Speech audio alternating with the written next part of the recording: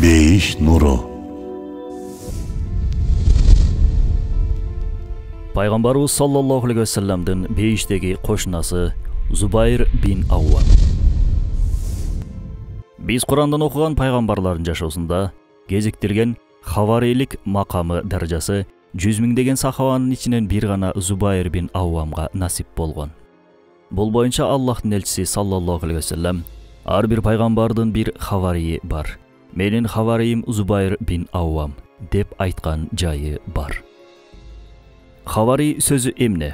Хавари сөзүнүн түз мааниси жардамчы деген мааниге келет.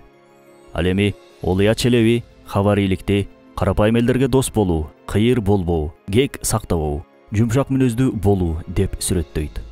Бул сөздү Азирети Зубайрдын жашоосунан, мүнөзүнөн окуй турган болсок, Аллах жолундагы кызматта жардамчы болуу. Мына ушул жолдо ким бар, ким жок экен деп жоктобостон, ар дайым мен деп алдыга умтулуунун дал өзү хаварилик. Жогоруда айтылган сыпаттарга арзырлык жашоо өткөргөн Зубайр бин Ауамдын жашоосунун өрнөктүү сабактарынан анда эмесе сиздер менен чогуу пайдаланабыз иншалла. Азирети Зубайрдын апасы Азирети Сафия Расулуллахтын тайэжеси. Пайгамбарыбыз саллаллаху алейхи ва салламдын жубайы Хадича энебиз да Зубайр бин Ауамдын тайэжеси болгон. Азирети Зубайрдын пайгамбар үй бүлөсүнө ушундай жакындыгынан улам алардын үйүнө ээн эркин кирип чыгып турар эле. 16 жаштагы Зубайрдын мындай артыкчылыгы алгачкылардан болуп ислам дини менен таанышуусуна өбөлгө түзгөн. Жума күнү мусулманчылыкты кабыл кылган Азирети Абу Бакр эртеси ишембиде Азирети Зубайрдын мусулмандашуусунун себепкери болгон эле. Азирети Зубайр өзү тууралуу сыймыктануу менен 5-чи болуп исламиятты кабыл кылгандыгын айтып калчу. Пайгамбарлык нуру келгенден кийин нурду жактырбаган жарганат табияттуу адамдар пайда боло баштады. Пайгамбар нурун жактырбагандардын катарында Хадича энебиздин бир тууганы Азирети Зубайрдын тайекеси Науфал бин Хуайлид да бар болчу. 16 жыл бою Азирети Зубайрды ар тараптан колдоп, коштоп келген тайекеси ислам нуру келгенден кийин Зубайрдын баш душманына айланат. Мынакей, көрдүңүзбү? Бейишке барчу жолдун арзан эместигин. Бул жолдо бизге эң жакындарыбыз бут тосуусу мүмкүн. Төө бастымга салып, баарысы бир ооздон каршы чыгуулары мүмкүн. Анткени бул иштин тагдыры ушундай. Биздин алтын же жез экенибизди текшерүү максатында алыбызга жараша түрдүү кыйынчылыктардын, каршылыктардын дал келүүсү сыноо дүйнөсүнүн талаптарынан. Азирети Зубайр да башынан өткөн кыйынчылыктарды көрдү. Тайекесин Науфал башта айтып көрдү, анан уруп көрдү, түрдүү кыйынчылыктарга дуушар кылды. Бирок баары бир болбоду. Жаш жигит ан сайын өткөрлөнө, бир күнүндө Аркамдын үйүнө барбастан өткөрбөдү. Бул үйдө билесиздер, пайгамбарыбыз саллаллаху алейхи ва салламдын 6 жыл бою Курандан сабак берген болчу. 5 жыл бою Азирети Зубайр тайекесинин зулумдугуна карабай, илим алуусунда, дин кызматында токтоткон жок. Күн ысыкта тамга байлап койду, түтүнгө уулап өлтүрүүгө аракет кылды. Бирок Азирети Зубайр өз ишинен кайтпады. Мындай зомбулукта Азирети Билал эмне кылган болсо, Азирети Сумайя, Азирети Ясирлер эмне кылган болсо, ал дагы алар сыяктуу ахат деп кыйкырып жатты. Баары бир силер айткан путтарга сыйынбайм деп жатты. Бул күрөштүн соңунда капырчылыктын жеңүүсү мүмкүн эмес эле. Науфал бин Хуайлид бир канча убакыттан кийин тажап Азирети Зубайрды өз жайына койду. Аллах элчиси саллаллаху алейхи ва саллам бул убактарда кыйынчылык көргөн, азап тарткан ким бар болсо, баарысын сабыр кылууга чакырып, Аллахтын жардамы жакындагандыгын айтып жатты. Зулумдуктар толуп ташкан кезде Хабашистанга көчүү жолу ачылды ошондо. Пайгамбарлыктын 5-чи жылында бир канча сахаба Азирети Усмандын жол баштоосунда Хабашистанга жол тартышты. Арадан 3 ай өткөндөн кийин Хабашистандагы сахабаларга туура эмес бир кабар келет. Кабар Меккелик мушриктердин мусулман болгондугу боюнча эле. Бул кабарды сахабалар угаар менен сүйүнүшө Меккеге жол тартышты. Бирок тилекке каршы Меккеде эч ким эч нерсе өзгөргөн эмес болчу. Дагы эле баягы зулумдук, баягы эле кысым. Өзгөрүлбөгөн бул жагдай Жаффар бин Абу Талиптин башчылыгында 2-чи Хабашистанга көчүүсүнө себеп болуп берди. Ошол жылдарда сахабалар Хабашистанда болушканына карабай, ал жакта да көрүнүктүү эмгектерди жасашкан. Алсак, бир жолу жергиликтүү эл Хабашистандын падышасы Нажашиге баш көтөрүштү. Бул окуяда Азирети Зубайр бүткүл мусулмандарды топтоп Нажашидин талабын талашышты. Жакшылыкта, жамандыкта баары бир кайтып келерин мындан билиңиз. Арадан көптөгөн жылдар өткөндөн кийин Азирети Зубайрдын уулу Абдулла Меккеде халифалыгын жарыялайт. Ошол доорлордо кандайдыр бир маселе чыгып, Хабашистандан 200 аскер Абдуллах бин Зубайрга жардам бергени келишет. Мына ошону менен жакшылыктын жерде калбаары, анын сөзсүз кайтып келери дагы бир ирет далилденди.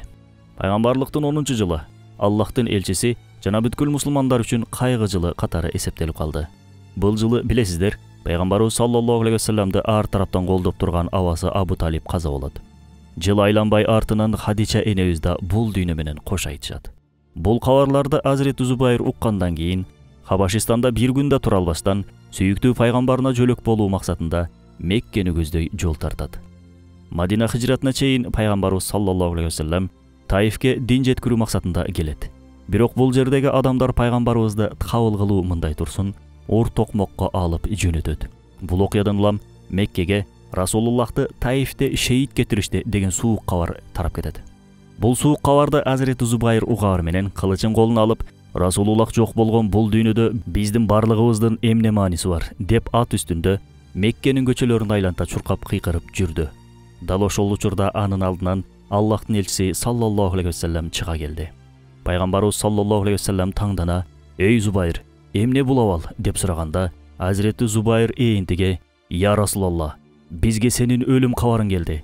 Мен да кылычымды кынынан сууруп чыктым. Аллахка ант ичип айтам. Бул кылыч сени шейит кетиргендерди тындым кылмайынча кынына кирбейт болчу" деп толкундануу менен жооп берди. Бул абалдан аябай ыраазы болгон Аллах элчиси колун жайып: "Менин жанымда Зубайр сыяктуу жигиттер, Зубайр сыңдуу кыйышпас инсандар барлыгына Аллахка шүгүрлөр болсун" деп Аллахка шүгүр айтты. Азирети Зубайр 26-га толгондо үйлөнүүнү чечет. Талха бин Убайдуллах ага Азирети Абу Бакырдын кызы Азирети Асманы ылайык көрүп жаткан. Зубайр бин Аввам Талханын бул сунушуна: "Абу Бакыр колунда бар бардар адамдардан. Менин болсо кылычым менен атымдан башка эч нерсем жок. Кызын мага берет бекен" деп арсар болот ошондо. Ошентсе да жуучулукка барышат. Азирети Абу Бакыр: "Кызымды Зубайрдай бир жигитке бербей, башка кимге бермек элем" дейт. Мынакей, өрнөктүү жашоонун өрнөктүү талаптары. Тилекке каршы бүгүнкү күндө биринчи кезекте жигиттик суралбайт, ыйман суралбайт, намаз, дин суралбайт, баатырдык суралбайт, иш суралат, диплом суралат, үй-жай, машина суралат. Балким ушундай талаптарыбыздан улам ажырашуунун эсеби күн сайын козугарындай көбөйүп жаткандыр, ким билет. Кийинчерээк Аллах элчиси саллаллаху алейхи вассалам Айша энебизди өз никесине алуусу менен Зубайр бин Аввамдын Расулуллахка болгон туугандыгы дагы да артат. Эми алар бири-бирине тайке, жээн, кайын тууган эле эмес, бажалар да болуп калышкан эле. Мадинага хижрат башталганда көп сахабанын катарында Зубайр бин Аввам да кош бойлуу жубайын атасын Абу Бакырга табыштап көчкө кошулат. Мушриктер Пайгамбарыбыз саллаллаху алейхи вассаламды ар жактан издешип, бирок таба алышкан эмес. Алар 3 күн бою Саур үңкүрүндө калышкан болчу. Бул учурда Зубайрдын зайыбы Азирети Асма 7 айлык боюнда болгонуна карабастан 3 күн бою түн бир окумда эч кимге көрүнбөстөн ошол жерге тамак ташыйт. Меккеге баргандар жакшы билишет. Саур үңкүрүнө боюнда бар аял эмес, жөн адамда, жигиттер да араң чыгат. Ошол учурда жолдогу өлүм коркунучун эске алыңыз. Мына ошондой машакаттарга жана тоскоолдуктарга карабай, Азирети Асма акыйкат жолунда кызмат кылуудан артта калган эмес. Азирети Зубайрда жубайы Асмада Аллах үчүн ширин жанын, таттуу уйкусун аянбаган адамдардан болгон. Сахабаны сахаба кылган алардын ушул өзгөчөлүктөрү. Кызмат учурунда ар дайым алдыңкы сапта. Бир кызмат барбы, мен кылам. Бир нерсени арноо керек болсо мен арнайм. Бирөө түн уйкусун бөлүү керек болсо анда мен бөлөмүн деген эр жүрөк түшүнүк ээлери болушкан сахабалар. Мен эле кыла беремби, башкалар жокпу деген сөздөр алардын сөздүгүндө таптакыр кездешкен эмес. Ансыз деле уйкусун кана уктап, курсагын дыңкыйта тойгуза жашаган кайсы бир улуу инсанды табуунун өзү күмөн. Сахабалар бул дүйнөдөн андай рахат жашоону издешкен да эмес. Алар бул дүйнөгө ойногон эмес, кызмат кылуу үчүн келишкендигин жакшы түшүнүшкөн. Ошол себептен ар кандай тоскоолдуктарга карабай, диний кызматтарын аксатышкан жок. Бир ойлонуп көрөлүчү. Бүгүн кимибиз дин жолунда элдин ур токмогуна кабылып, жакын туугандар тарабынан жерилдик. Кимибиз дүйнөлүк мансап макамдарга жетүү үчүн өжүрлөнгөнчөлүк, Аллахтын ыраазычылыгын табууда да өжүрлөндүк. Кимибиз дүйнөнү табууга аракет кылгандай аракетибиз үчүн да аракет кылдык. Сахабалардай болуу кыйын. Бирок алар талап кылган бейишке биз дагы талапкербиз. Алардын изинен кетпесек, алардын сезгенин сезип, көргөнүн көрбөсөк, алар барган жерге жетип баруубуз бир аз оор. Максатыбыз үмүттөрдү үзүү эмес, адамдарды пайгамбарыбыз саллаллаху алейхи вассаламдын жолунан, сахабалардын изинен жүрүүгө чакыруу. Колдон келишинче сүннөт жолуна жабышууга үгүттөө. Булардын баары жөн гана икаялар эмес, адамдардын башынан өткөн жашоо өрнөктөрү. Кулагын жырта чапкан Абу Жахилден коркпостон, түн бир окумда Аллах ыраазылыгы үчүн тамак ташыган кош бойлуу аялды элестеттиңизби? Бүгүн тынч жашоодо жай төшөгүбүздөн Аллах ыраазычылыгы жолунда диний сабактарга бара албай турган абалга келгендигибиз менен ишибиз жок. Анан 5 убак намазды тургузуп алып эле неге сахабаларга жетише албайбыз деп нааразы болгондорго таң каласың. Сахабалар Мадинага көчүп барышкандан кийин жаңы жердин абасына күнө алышпай катуу оорушат. Адамдар арасында булар ушинтип кырылып жок болушат эми деген миш-миштер таркаган эле. Ошондо адамдардын көөдөнүндө бул үммөт жок болбойт деген үмүттү ойгото Азирети Асма көз жарат. Бул бөбөк хижраттын туң перзенти болгон. Бул бала Азирети Зубайрдын тарыхта калган эң атактуу уулдарынан Абдуллах бин Зубайр болчу. Анын мүнөзүндөгү өзгөчөлүгү, коркпос эр жүрөктүүлүгү болгон экен. Айрым риваяттарга караганда, жиндер да аны көргөндө коркушчу дешет. Көч Мадинага жайгашып отурукташа баштагандан кийин Бадыр согушу чыга келди. Бул согушта мусулмандардын саны өтө эле аз болчу. Болгону 313 кишиден турган кошуун 1000 кишилик мушрик ордосуна каршы келип жаткан эле. Пайгамбарыбыз саллаллаху алейхи вассалам буга чейин эч болуп көрбөгөндөй колун көккө көтөрүп жалбара: "Я Раббим, ушул 1-3 мусулмандарды кыйрата турчу болсоң, жер бетинде сага ибадат кыла турган эч ким калбай калат" деп дуа кылат. Меккелик мушриктердин Кинане мушриктери менен душмандык жайы болгон. Андыктан Меккелик мушриктер жүрүшкө аттанаарда Кинане уруусу менен душмандыктарын эске албастан туруп согушка чыга алышкан эмес. Аларды түшүккө салып түйшөлткөн маселе Кинане уруусунун Меккеге чабуул коюп койбостугунда эле. Дал ошол учурда Меккелик мушриктер Кинаненин башчыларынан бири Сурака бин Малик менен жолугуп калышат. Меккеликтердин мусулмандар менен согушуу аракеттерин уккан Сурака: "Силер бүгүн сөзсүз жеңесиңер. Мен да силер мененмин" деп Меккелик мушриктерге кошулуп согушууга жол алышат. Бул жагдай мушриктерди аябай шыктандырган болчу. Анткени бизге кол салат бекен же салбайт бекен деп арсар ойго салган душманы аларга жардамга келген эле. Бадыр согушу башталган убакта Сурака мушриктердин жанында турган. Бирок бир убакта согуш талаасынан Зубайр бин Аввамга окшоп сары чалма чалып алган бир канча адамдарды көргөндө Сурака артын карабай качып жөнөйт. Ибн Аббастын жоруму боюнча бул киши Сурака кейпине кирген шайтандын дал өзү болгон. Жада калса Анфал сүрөсүнүн 48 аяты бул окуя боюнча түшкөндүгүн айтышат. Аятта: "Ошондо шайтан алардын кылыктарын кооздоп көрсөттү да, бүгүн адамдардан силерди жеңүүчү жок. Чынында мен силерге жардамчымын" деди. Эки топ аскер беттешкенде ал шайтан терс бурулду да: "Мен силерден оолакмын. Мен силер көрбөгөндү көрүп турамын. Акыйкатта мен Аллахтан коркомун. Аллахтын жазасы катуу" деди. Шайтандын көзүнө көрүнүп, аны качуусуна себеп болгон бир топ кишилер боюнча ушундай риваят бар. Расулуллах саллаллаху алейхи вассалам Бадыр согушунун башында Зубайр бин Аввамды жанына чакырып: "Эй Зубайр, Аллахтын периштелери бизге жардамга келишет. Ал периштенин бири-биринен ажыраткан бир белгилери бар. Кан эле силердин да алардан ажыраткан бир белгиңер болсо" дейт. Бул сөздү уккан Азирети Зубайр бир сары селди таап, аны башына ороп алат. Согуштун жүрүшүндө Аллах элчиси бүткүл периштелерди Зубайрдын сары чалмасында көрдүм деп айтканы бар. Адатта билесиздер, адамдар периштеленишет.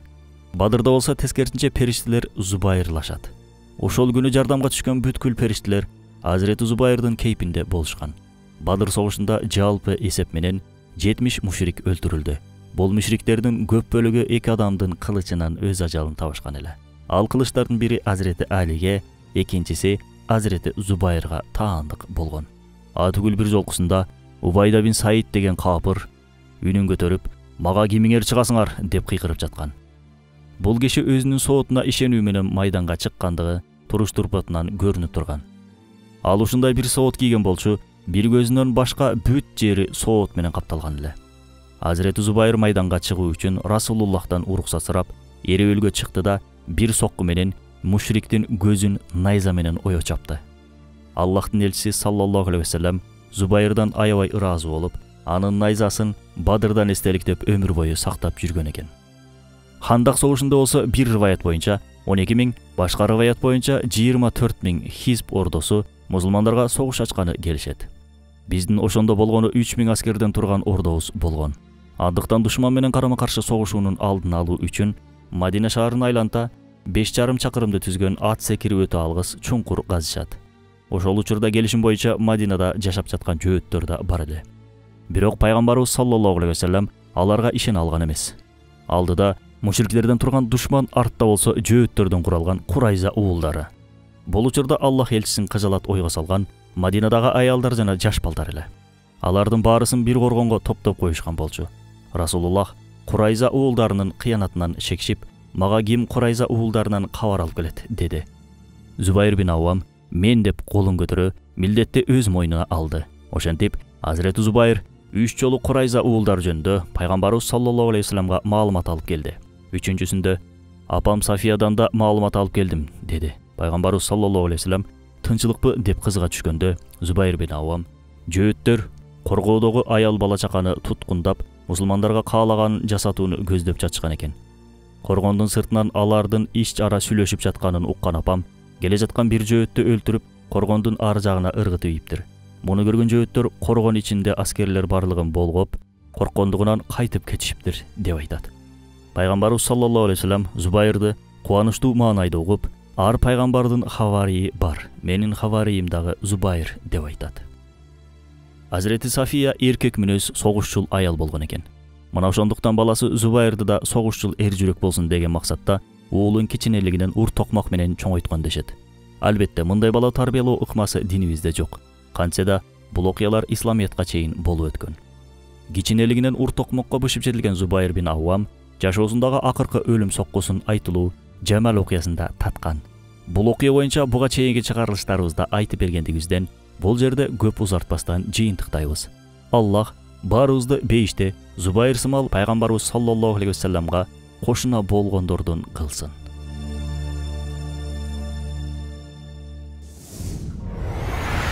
Бейиш нуру.